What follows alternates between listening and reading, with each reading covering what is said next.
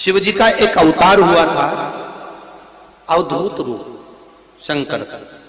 शंकर भगवान के उस क्रोध को, भगवान शिव के उस क्रोध को ब्रह्मा जी ने घोड़े का रूप दे दिया था और घोड़े को समुद्र में डाल दिया था।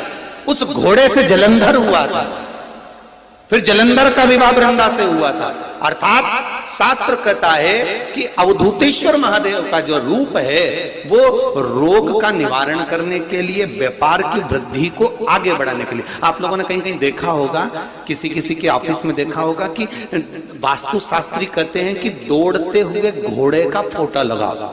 सुना है कि नहीं सुना? अरे बोलो तो, सुना है कि नहीं सुना?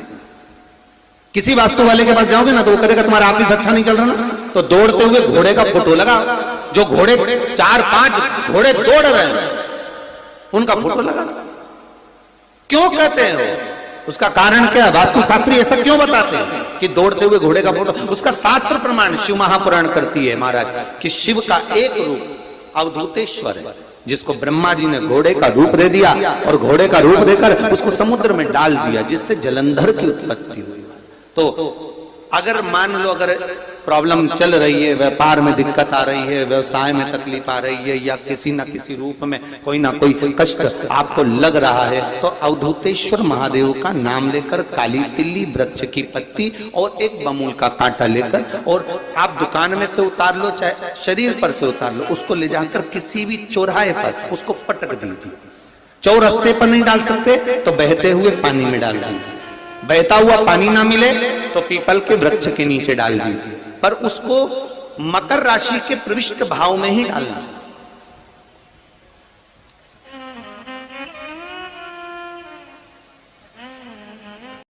जितने आस्था चैनल पर कथा सुन रहे हो, जितने फेसबुक और यूट्यूब पर सुन रहे हो, बहुत सावधानी से सुनना। 2 बार पशुपति व्रत कर लिए आपने, ये कर लिया आपने, प्रदोष कर लिया आपने, सोमवार कर लिया आपने, सारे अनुष्ठान कर लिए, बहुत सारे उपाय भी करे, तो गुरुवार के दिन अगर शिव जी के मंदिर में पानी चढ़ाया जाए, जल चढ़ाया जाए, तो घर में विद्वत्ता का अनुभव होता है महाराज, बच्चे पढ़ने में प्रखर होते हैं महाराज। शुक्रवार के दिन बेलपत्री के वृक्ष के नीचे बैठकर घृत का दिया लगाकर शरीर में जो रोग है उसका स्मरण कर कर शंकर जी से विनय कर कर, हे भोलेनाथ, आपने शुक्र देवता को संजीवनी मंत्र दिया है, तो क्या आप मेरे को वो मंत्र प्रदान नहीं करोगे?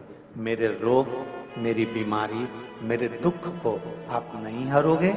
शिव से कहो, ये शरीर आपने दिया है और भजन करने के लिए दिया है, स्मरण करने के लिए दिया है, कीर्तन करने के लिए दिया है, तो संभालोगे भी आप। और बेलपत्री की ओर मुख कर घी का दिया लगाकर महामृत्युंजय मंत्र का स्मरण कर लेने पर धीरे धीरे धीरे धीरे धीरे धीरे वो रोग समाप्ति की ओर आता चले जाता। कभी शिव मंदिर में जल चढ़ाने का मौका मिले और आप शंकर जी के मंदिर में जल चढ़ाने के लिए जाएं, तो केवल जल चढ़ाकर वापस मत आना, केवल बेलपत्र चढ़ाकर वापस ना आना, दिया लगाकर वापस ना आना। आते आते बाबा भोलेनाथ जी से ये भी पूछ कर आना, बाबा आप मंदिर में बैठे रहते हो, बहुत दिन हो गए आपको बैठे बैठे, चलो आज मैं आपको मेरे साथ लेकर चलती हूँ और मेरे घर तक लेकर चलती हूँ।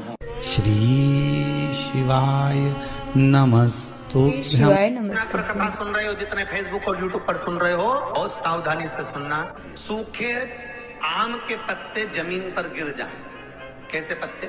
जब पतझड़ का मौसम आता है तो आम के जो पत्ते नीचे जमीन पर झड़ते हैं, 21 पत्ते इकट्ठे कर कर उसको आग लगाकर जलाकर भस्म तैयार कर लीजिए।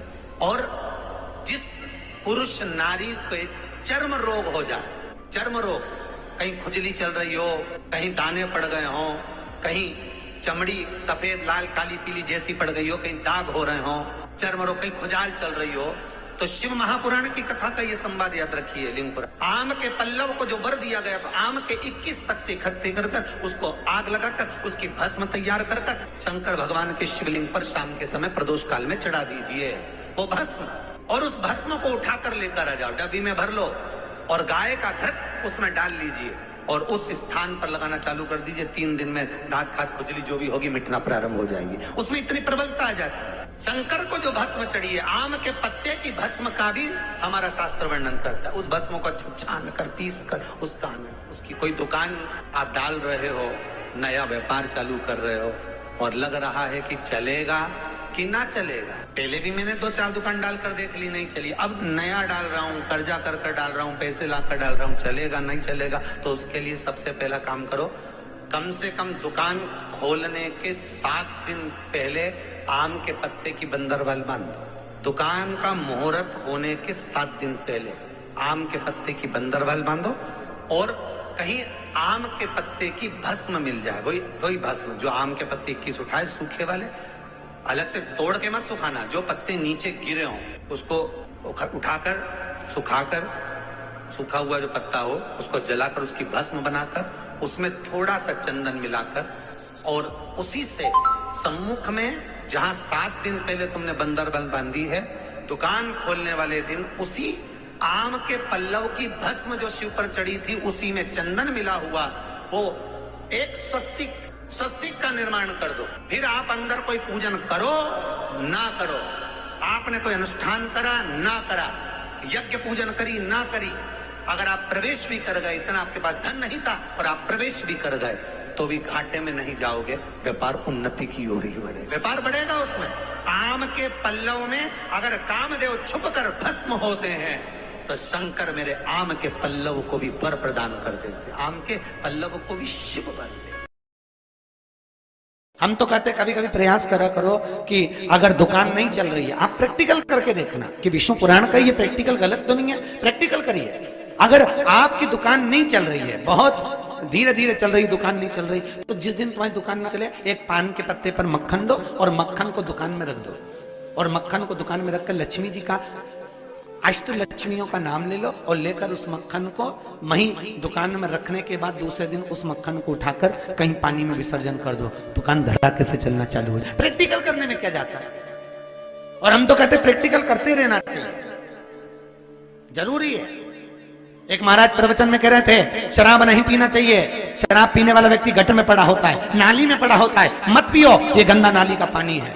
उसी में एक महाराज का पहचान वाला बैठा था, उठ के खड़ा हो गया, ओ महाराज तो इतनी बड़ी बड़ी बात कह रहा, तेरा सग्गा भाई पी के तो गटर में पड़ा, तू हमको ज्ञान दे रहा, अपने भाई को क्यों नहीं देता? महाराज जी ने कहा भैया देख, मैं भी प्रवचन दे रहा हूँ, मेरा भाई भी प्रवचन दे रहा है, अंतर केवल इतना है मैं मुंह से समझा रहा हूँ, मेरा भाई प्रैक्टिकल करके दिखा रहा है, मन तेरा है, समझना तुझको, तू कैसे समझेगा ये तेरे ऊपर। या तो प्रवचन से समझ जा कि पीने वाला व्यक्ति गटर में पड़ा होता है, नाली में पड़ा होता है, या फिर देखकर समझ जा कि मेरा भाई